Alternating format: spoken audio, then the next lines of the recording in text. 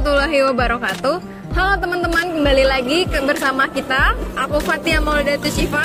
Aku Dimas Bisma Arjuna. Dan aku Ilona Indrasta Parahita.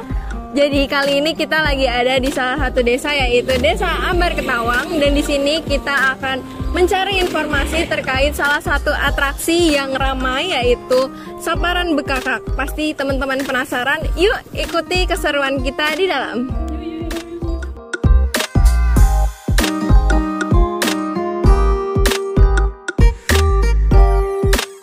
Assalamualaikum warahmatullahi wabarakatuh. Halo teman-teman semua, kami dari kelompok Saparan Bekakak. Jadi di sini kami akan melakukan wawancara dengan pihak Kelurahan Ambar Ketawang terkait dengan acara Saparan Bekakak yang ada di Desa Ambar Ketawang. Sebelumnya, perkenalkan, nama saya Ilona Indrasta Parahita. Nama saya Fatia Maulidatu Syifa. Nama saya Dimas Bisma Arjuna. Dan saat ini kami sedang berada di Desa Ambar Ketawang dan didampingi dengan salah satu pihak dari Kelurahan Ambar Ketawang. Nama saya Martono. Jabatan saya Kami Tua di Kelurahan Ambar Ketawang. Baik Pak, kalau boleh tahu itu Kami Tua itu apa ya Pak? Kami Tua itu kalau di luar Jogja biasanya Kabak Kesera. Karena kita menggunakan undang-undang keistimewaan, jadi Jogja itu semua susunan tata nama atau nomenklatur itu disesuaikan dengan sistem penamaan pada masa-masa dulu. Sehingga kalau yang dulunya kepala desa sekarang jadi lurah, yang dulunya sekretaris desa sekarang jadi carik, yang dulunya kapsi atau kabak keamanan atau pemerintahan menjadi Jogoboyo, yang dulunya kabak pembangunan menjadi Ulu-Ulu, yang dulunya kabak Kesera menjadi Kami Tua, yang dulunya keuangan menjadi Danarto, yang dulunya perencanaan jadi Pangkito, yang dulunya pelayanan sekarang atau TU sekarang menjadi Toto Laksono. Dari yang kami tahu itu kan setiap tahun ada tradisi Saparan Bekakak ya Pak, yang ada di Desa Ambar Ketawang. Nah itu dari Saparan Bekakak itu sendiri itu sebenarnya acara apa sih Pak? Jadi di zaman dulu sebelum Indonesia merdeka, setelah perjanjian Giyanti, tahu kan perjanjian Giyanti? Iya Pak. Jadi perjanjian Giyanti itu perjanjian yang dilakukan oleh VOC dengan Kerajaan Mataram. Dulu Kerajaan Mataram itu pusatnya masih di Surakarta ya. Nah, akibat dari perjanjian Giyanti itu kan Mataram dibagi menjadi dua sebelumnya terjadi konflik-konflik internal yang diintervensi oleh VOC. Itu akhirnya Mataram itu dibagi menjadi dua. Mataram sebelah barat Kali Opak itu menjadi kewenangan atau milik dari Pangeran Mangkubumi, dan sebelah timur Kali Opak itu menjadi wilayahnya Pakubuwono. Nah, karena pusat kerajaan Mataram itu kan dulu di Solo ya, di Surakarta sana, maka yang sebelah timur Kali Opak itu kan otomatis masih bentuknya hutan belantara dan pedesaan, belum ada bangunan kerajaan. Jadi Pangeran Mangkubumi itu pindah dari Surakarta ke Yogyakarta ini dan mesanggah. Tahu mesanggah enggak? Apa tuh Pak? Kurang tahu Pak. Mesanggah itu ya tinggal sementara istirahat atau tinggal sementara di sebelah selatan Balai desa ini, seberang jalan itu. Nah, beliau mesanggah di sana dan mendirikan pesantren bersama dengan pengikut-pengikutnya. Nah, setelah itu sambil menunggu pembangunan Keraton Yogyakarta atau Keraton Ngayogyakarta, itu Pangeran Mangkubumi memerintahkan untuk melakukan penggalian Bukit Kapur.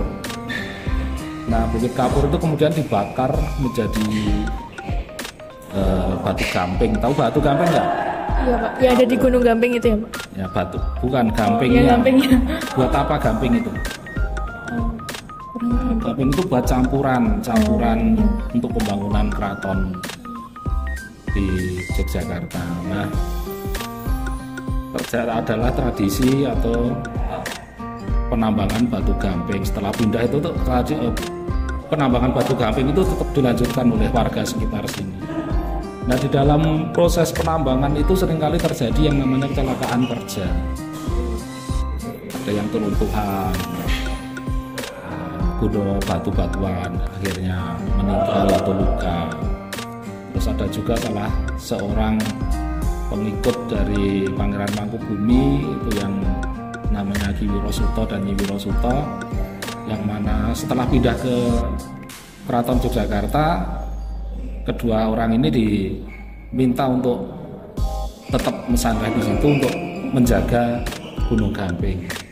Nah, beliau berdua ini juga keruntuhan Bukit Kapur itu sehingga meninggal. Kemudian Pangeran Mangkubumi atau Hamengkubuwono pertama memerintahkan kepada para penambang batu gamping itu membuat sesaji. Untuk membuat sesaji karena ada keyakinan masyarakat khususnya Jawa itu kan masih masih dominan lah kepercayaan terhadap makhluk-makhluk gaib, gangguan dari makhluk-makhluk gaib gitu kan. Maka dibuatkanlah sesaji berupa sepasang pengantin yang terbuat dari beras ketan diisi dengan air gula untuk kemudian disembelih di Gunung Gamping dengan tujuan ya itu salah satu bentuk pada waktu itu keyakinan masyarakat pada waktu itu sebagai permohonan doa untuk agar supaya para penghuni Gunung Gamping dari golongan yang tidak terlihat itu tidak mengganggu para penambang sehingga kecelakaan kerja itu tidak terjadi lagi. Itu sejarahnya seperti itu. Kemudian tradisi itu dilestarikan oleh masyarakat sekitar Gunung Gamping ini. Jadi itu dari Kiai Wirosuto dan Nyai Wirosuto ya Pak? Yang itu pengantinnya, mereka diibaratkan sebagai itu. Pengantin itu diibaratkan sebagai sepasang manusia yang untuk menggantikan supaya tidak memakan korban jiwa lagi. Itu. Jadi Saperan Bekaka itu setiap tahun itu di tanggal berapa dan bulan apa Pak? Untuk tanggalnya, bulan nasionalnya kita tidak tentu ya, yang jelas itu Jumat kedua di bulan Sapar. Itu nanti jalannya itu dari mana sampai mana Pak? Untuk kirap. Jadi upacara Bekaka itu terbagi menjadi 2 sesi ya. Sesi yang pertama itu adalah prakirap. Sesi yang kedua adalah ketika kirap. Jadi prakirap itu prosesnya mulai dari pembuatan sepasang boneka pengantin itu, ubur ampe yang lainnya, sesaji, kemudian ada sepasang ogoh-ogoh. Sepasang ogoh-ogoh itu namanya Nyi Poleng dan Ki Poleng. Jadi Nyi Poleng dan Ki Poleng ini diyakini sebagai sosok penunggu Gunung Gamping yang selama ini mengganggu masyarakat sekitar. Proses pembuatan semua itu dipusatkan di Dusun Gamping Kidul. Khususnya untuk yang Bekaka itu di rumah Pak Dukuh Gamping Kidul.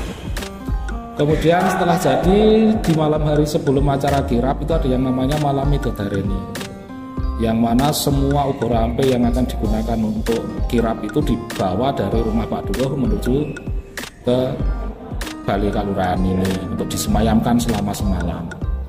Nah, biasanya di acara Midodareni itu selain acara pengusungan ya, kirap kecil-kecilan itu, kita juga di sini digelar pertunjukan wayang kulit dan bentuk-bentuk kesenian yang lainnya. Itu Malam Midodareni ini. Kemudian masuk ke tahapan yang kedua, yaitu kirap. Untuk kirap sendiri itu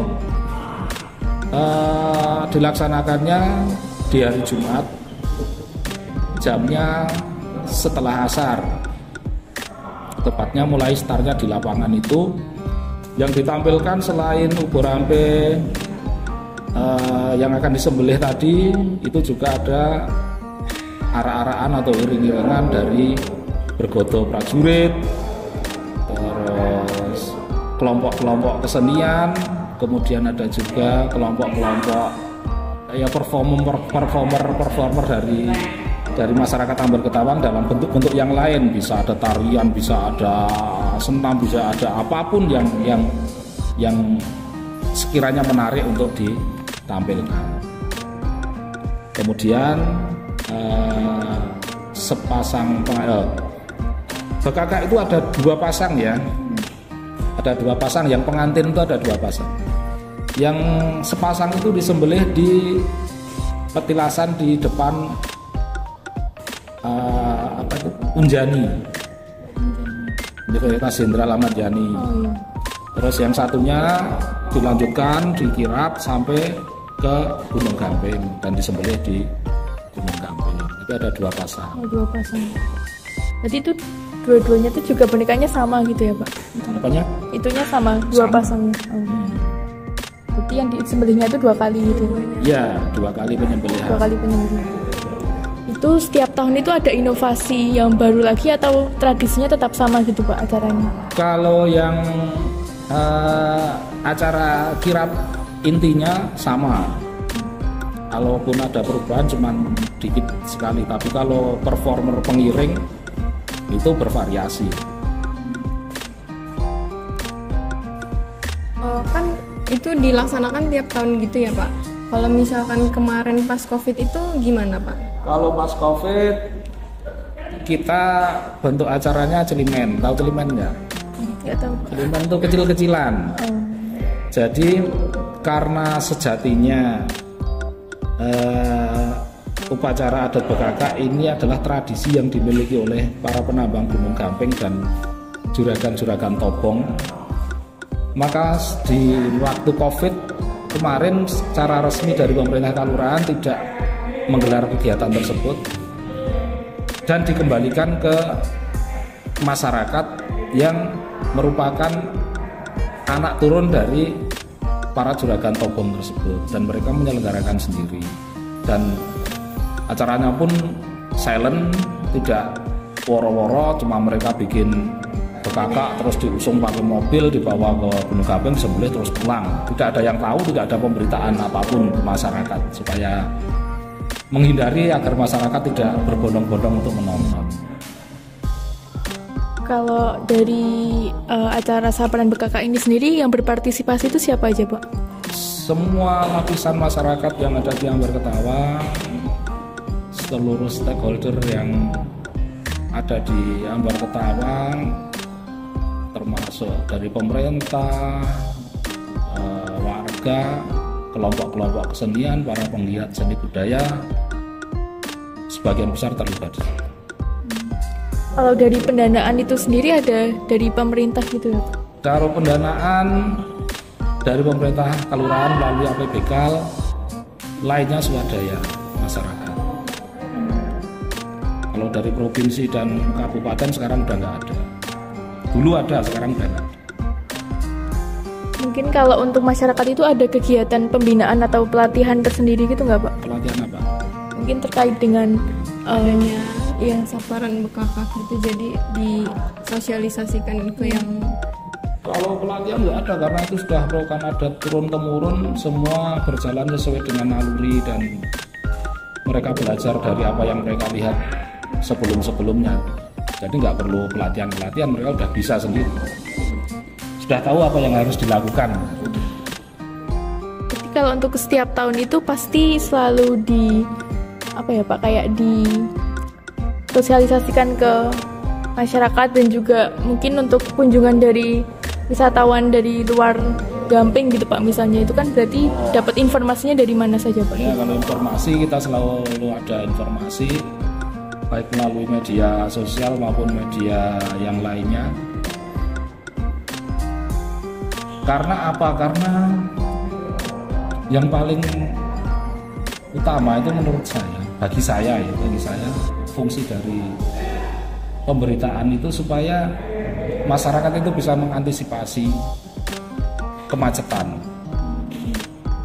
Itu yang pertama. Yang kedua ya biar masyarakat tahu kalau akan ada acara BKK, biar mereka bisa nonton dan menikmati. Tapi yang paling, bagi saya yang paling utama supaya bisa mengantisipasi apabila mereka mau bepergian itu simbol-simbol mana, titik-titik mana yang nanti rawan kemacetan. Karena itu nanti akan menutup jalan nasional, jalan utama, karena banyak jalan ini kan sudah jadi jalur VVIP juga kan, tamu-tamu negara, tamu-tamu penting negara itu melalui jalur ini, sehingga kalau sampai mereka tidak tahu terus kemudian terjebak kemacetan kan pasti nama baik kita sebagai masyarakat Jogja dan warga Indonesia juga pasti akan ternoda karena hal itu. Jadi ya apabila ada pejabat-pejabat penting dan masyarakat yang urgent, darurat dan sebagainya bisa menghindari jalan wates, terutama di Ambar Ketawang, sekitar Ambar Ketawang. Berarti diimbau dulu gitu ya Pak? Ya. Dan kerjasama sama mungkin kepolisian juga? Ya, kita kerjasama dengan Polsek Sedayu, Polsek Kasihan, Polsek Budean, polsek-polsek sekitar Gabeng ini kita kerjasama, terutama untuk pengalian arus lalu lintas. Mungkin kalau dari tingkat kunjungan atau orang-orang yang menonton Saparan BKK itu tiap tahunnya meningkat atau tidak? Kalau meningkat atau tidak kita nggak tahu karena kita tidak pernah melakukan survei ataupun menghitung. Cuman tetap banyak, puluhan ribu orang yang datang. Berarti kan kemungkinan dari yang menonton itu kan bisa saja dari wisatawan luar gitu ya Pak. Nah itu apakah dari tempat sininya tuh ada menyediakan paket wisata terkait tradisi Saparan BKK ini atau gimana? Upacara Saparan BKK ini sudah masuk ke kalender wisata internasional. Jadi para wisatawan asing itu juga akan mengetahui tentang kegiatan wisata ini. Namun untuk sampai ke situ, sampai ke menyiapkan paket wisata dan sebagainya kita belum. Masih diangan-angan. Jadi ke depan kami juga kepinginnya seperti itu. Kita bisa mencontoh apa yang dilakukan di Dieng Culture Festival yang paket wisatanya bisa berhari-hari itu satu orang itu bisa menginap 3-7 hari di Dieng, dan itu juga pasti akan mendapatkan dampak yang ekonomi yang bagus bagi masyarakat sekitarnya. Tapi kalau di sini belum sampai ke situ. Infrastruktur juga belum sampai, belum tersedia misalnya money changer atau penginapan, homestay atau apapun yang khusus untuk menampung wisatawan yang mau menyaksikan BKK itu belum ada. Mungkin amenitas.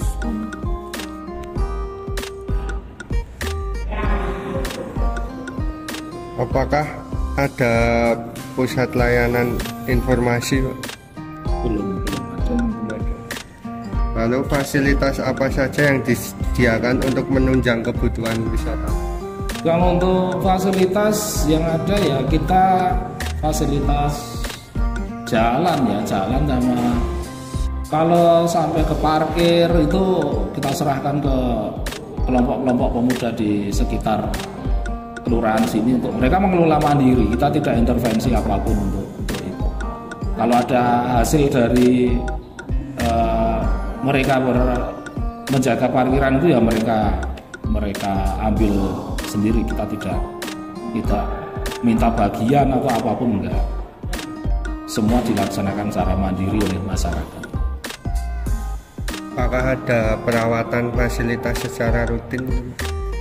Fasilitas secara rutin, kalau kita bicara infrastruktur ya, kita punya lapangan, yaitu otomatis kita rawat secara rutin. Kita punya bangunan gedung, ini kita juga rawat secara rutin. Terus kemudian di Gunung Gampingnya sebagai pusat dari upacara penyembelihan begakaknya itu juga sudah menjadi wilayah dari BKSDA, Badan Konservasi dan Sumber Daya Alam, yang itu merupakan badannya milik provinsi, dan otomatis juga mereka juga melakukan perawatan secara rutin.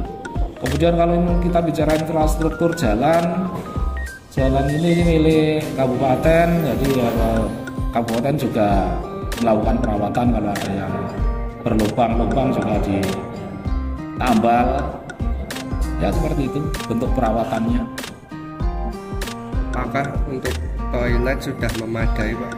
Nah, untuk toilet itu kita selalu menjadi masalah, apalagi kalau hari H. Setiap tahun toilet kami itu berudak, nggak nampung sampai ya seperti itulah. Nah, untuk hal itu kemarin saya kepikiran, jadi ketika malam Midodareni dan hari H pelaksanaan itu, harapannya ke depan kita bisa menyediakan WC portable itu ya, supaya ya tidak mengandalkan WC milik perkantoran ini, karena kita cuma punya 4 WC, jadi kalau dipakai ribuan orang yang datang ke sini itu juga sudah pasti tidak mencukupi. Kalau yang di Gunung Gamping itu ada toiletnya juga nggak, Pak? Oh, ada. Apakah ada homestay yang disediakan untuk? Yang khusus disediakan kita tidak punya, namun apabila ada warga yang mau singgah sementara beberapa hari itu ya adalah di sekitaran sini, karena Ambar Ketawang ini kan dekat dengan berbagai kampus ya, banyak kampus yang dekat dengan Ambar Ketawang, sehingga banyak sekali mahasiswa yang kos di sini, sehingga otomatis banyak warga yang membuka jasa kamar untuk kos. Nah, apabila kamar itu kosong ya mungkin bisa dipakai untuk orang-orang yang mau singgah sementara di sini. Tapi kalau khusus menyediakan homestay kita tidak, belum. Jadi inisiatif dari warga sendiri ya. Berarti kan tadi di pertanyaan sebelumnya kalau permasalahan kerjasama dari masyarakat ke kelurahan ini kayak belum ada gitu ya, Pak. Termasuk yang homestay tadi berarti diserahkan kembali ke masyarakat. Apakah mereka mau menyediakan penginapan untuk wisatawan yang datang?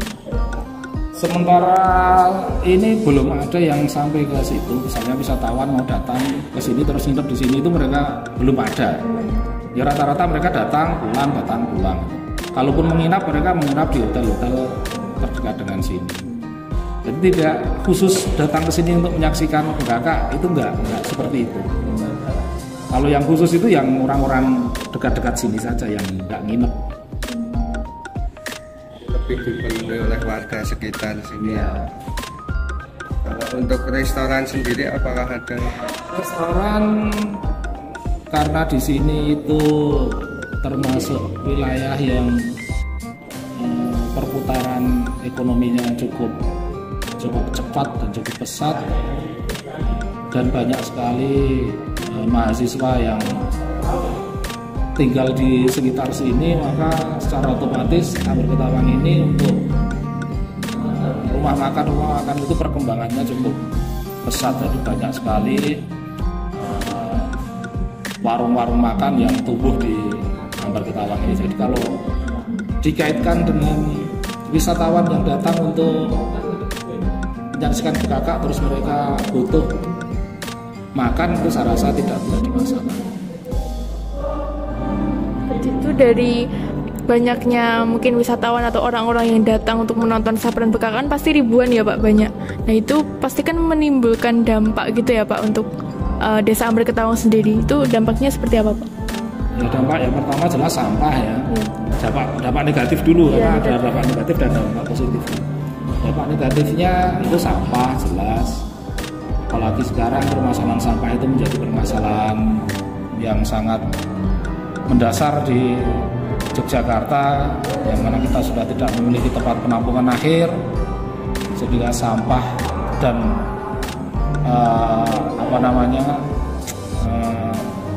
sampah itu tidak bisa dibuang atau dikelola dengan baik. Oke, kita bisa menciptakan simbol-simbol pengelolaan sampah di dusun atau di kelurahan atau di RT atau di RW, tapi tidak semua sampah itu pasti ada residunya kan. Nah, residu itu tetap tidak bisa, residu terakhir itu tetap tidak bisa dikelola oleh masyarakat, dan itu harus dibuang ke tempat pembuangan akhir, dan tempat pembuangan akhir sekarang ini di Yogyakarta tidak ada. Pasti akan menjadi permasalahan yang ya cukup berat ya.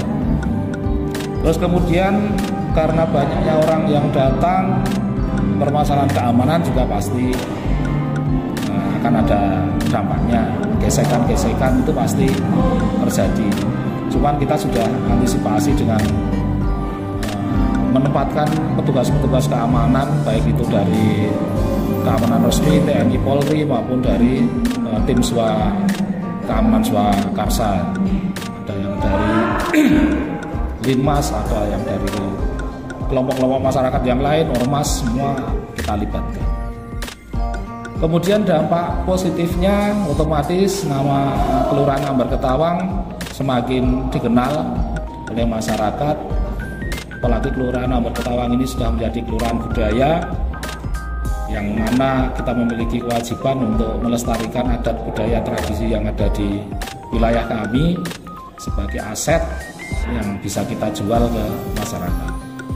Terus kemudian dampak ekonomi juga pasti ada, di mana masyarakat kami bisa berdagang. Ketika masyarakat penonton itu datang ke sini, otomatis potensi untuk membuka usaha perdagangan itu kita bisa manfaatkan. Berarti mungkin dari pendapatan masyarakat juga meningkat ya Pak? Iya, mungkin meningkat. Kita belum pernah melakukan survei, tapi kalau logikanya kan seperti itu. Kalau dari persebaran informasi, ada nggak sih sosial media yang memberikan informasi bahwa kan dari tanggal di bulan nasionalnya itu belum pasti ya Pak, jadi kayak diinformasikan bahwa Saparan Bekakak ini akan diadakan kapan gitu melalui sosial media gitu, gimana? Pasti kita melakukan pemberitaan baik di Twitter, di Instagram, di FB milik pemerintah Kelurahan Ambar Ketawang maupun dari WA Group. Jadi yang paling cepat itu kan dari WA Group itu. Untuk pelaksanaan tahun ini akan kita laksanakan di tanggal 23 Agustus besok. Seharusnya kan tanggal 14 Jumat pertama, Jumat minggu kedua itu harusnya tanggal 14 Agustus. Tapi karena lapangan di sini itu tanggal 17 akan digunakan untuk upacara peringatan Hari Kemerdekaan, maka kan biasanya itu rangkaiannya kan sebelum Bekakak itu kan ada pasar malam dulu selama 10 hari. Ya, ada pasar malam selama 10 hari. Nah, kalau tanggal 14 mau digunakan untuk Bekakak, sedangkan tanggal 17 itu mau upacara, kan otomatis lapangan itu belum bersih kan, belum bersih. Jadi nggak tahu besok ada pasar malam atau tidak, tapi yang jelas untuk Bekakakannya yang ngalah kita undur di tanggal 23 Agustus. Untuk selanjutnya di sekitar sini tuh ada nggak sih layanan pemerintah yang disediakan untuk menunjang kegiatan tersebut? Seperti apa contohnya? Mungkin dari puskesmasnya, layanan kejadian-kejadian yang tidak diinginkan. Jelas, kalau itu sudah menjadi syarat mutlak ya bagi kita untuk kepanitiaan untuk sebelum pelaksanaan acara tersebut, kita sudah harus memiliki rumah sakit rujukan selaku rumah sakit yang apabila terjadi hal yang tidak diinginkan, rumah sakit itu secara otomatis sudah akan menampung pasien. Itu sudah kita lakukan. Kemudian kalau pihak puskesmas itu otomatis mereka akan masuk ke dalam jajaran kepanitiaan sebagai tim kesehatan. Itu otomatis. Rumah sakitnya biasanya tuh rumah sakit PKU Gampeng ya. Kalau kayak layanan ATM center atau pom bensin terdekat gitu ada nggak? Ada. Itu biasanya jarak dari sana ke sininya tuh? Jarak dari sana untuk ATM ya 100-an meter, kalau untuk pom bensin ya 200-an meter.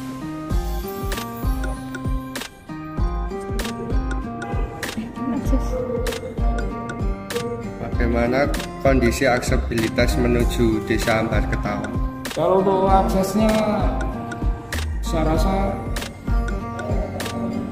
sangat fleksibel ya, mau diakses pakai angkutan umum besar bisa, angkutan umum kecil bisa, mobil kendaraan pribadi juga bisa. Jadi sangat strategis kalau kita bicara Ambar Ketawang ini. Jadi nggak ada masalah, semua sudah bisa diakses dari jalur darat, itu sudah enak, Sudah mencakupi semua hal. Trans Jogja juga bisa ya Pak? Bisa pakai Trans juga bisa. Kalau untuk moda transportasi umum pribadi berarti sudah bisa juga Bisa. ya. Apakah ada perbaikan jalan Pak sebelum hari H? Biasanya ada perbaikan jalan. Itu biasanya kita minta bantuan ke pemerintah kabupaten, karena jalan ini kan milik kabupaten, yang jalan watas itu kan milik pemerintah pusat, jadi bukan menjadi kewenangan dari kelurahan. Jadi kalau kelurahan mungkin sifatnya bersih-bersih saja supaya akses jalan itu tidak terlihat lebih rapi, lebih indah, itu aja. Kalau jalan yang depan sini kan itu nggak terlalu besar gitu ya Pak. Nah itu semisal hari H bisa aja terjadi kepadatan di jalan itu ada nggak sih protes dari masyarakat atau kayak gimana antisipasi? Kalau jalan ini ditutup lah, Oh gitu loh. Asaria ditutup, jadi dialihkan. Kalau jalannya nggak ditutup, nggak bisa jalan itu orang yang sini, ribuan orang penuh sesak. Berarti kalau misalkan ini ditutup berarti ada titik parkirnya gitu ya Pak? Iya. Nah itu biasanya di mana Pak? Titik parkir kita menggunakan banyak sekali itu spot-spot yang bisa dijadikan parkir. Bisa kebun kosong, bisa di halaman rumah warga, bisa di halaman pelataran warung, parkir ikut warung. Banyak lagi lahan kosong yang bisa digunakan untuk parkir.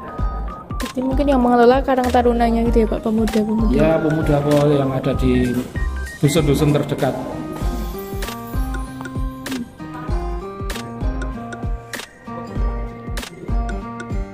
Mungkin kalau menurut Bapak sendiri, bagaimana sih cara pemerintah itu untuk terus mendorong, apalagi anak muda zaman sekarang itu kan teknologi semakin maju ya Pak, mungkin tidak melanjutkan tradisi atau kayak mungkin udah males gitu ke tradisi-tradisi lama gitu, seperti apa Pak?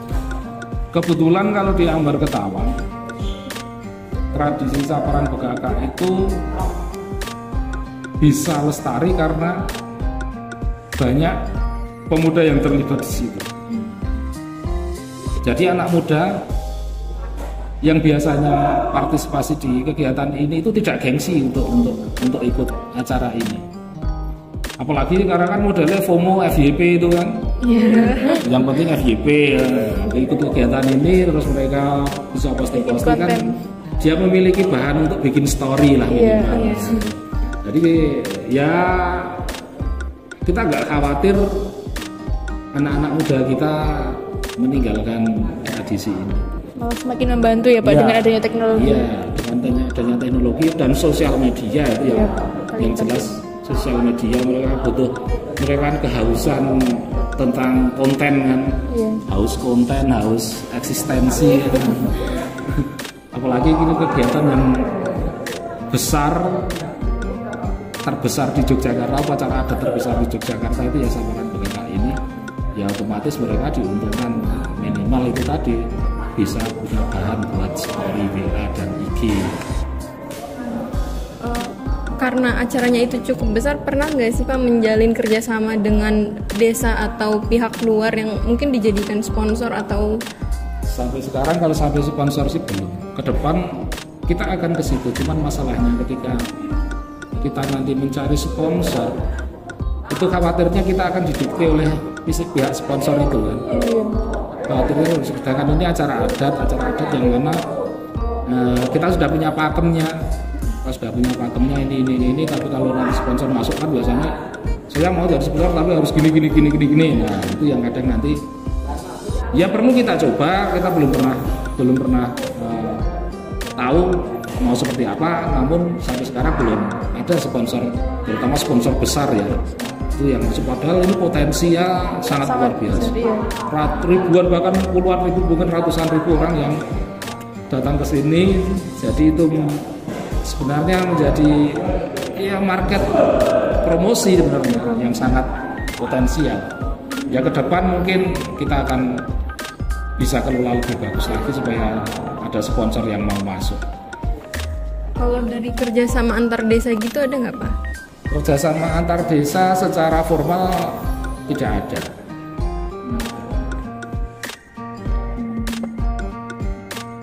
Mungkin dari Desa Ambar Ketawang ini sendiri itu sudah jadi desa wisata belum sih Pak? Kita kalau desa wisata kita belum, tapi kelurahan budaya kita sudah.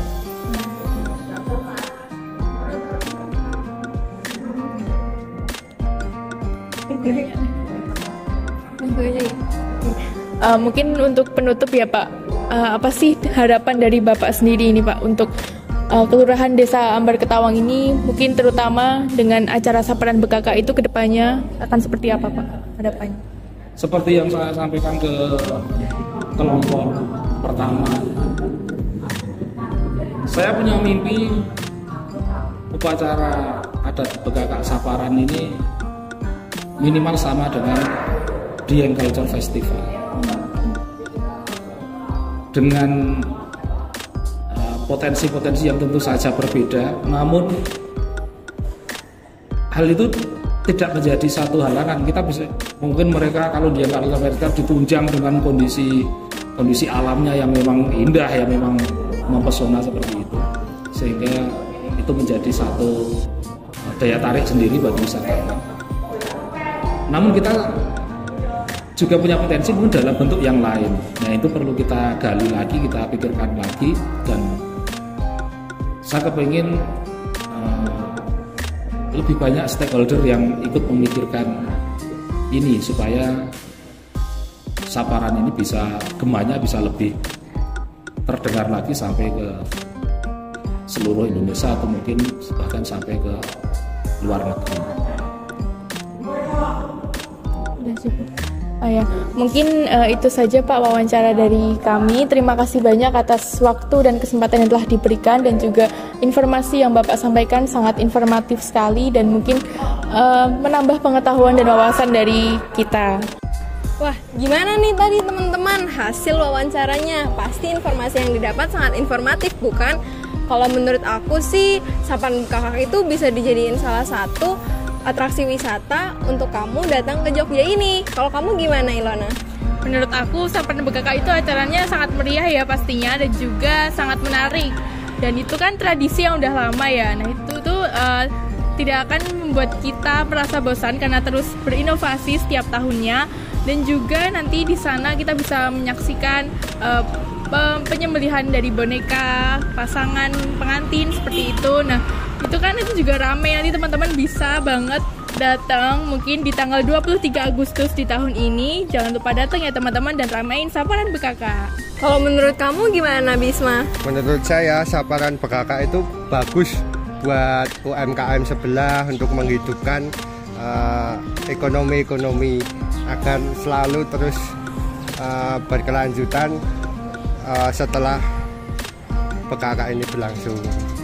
Nah, gimana teman-teman? Jangan lupa hadir ya di tanggal 23 Agustus tahun 2024. Saksikan Sapaan BKK di Desa Ambar Ketawang. Dadah!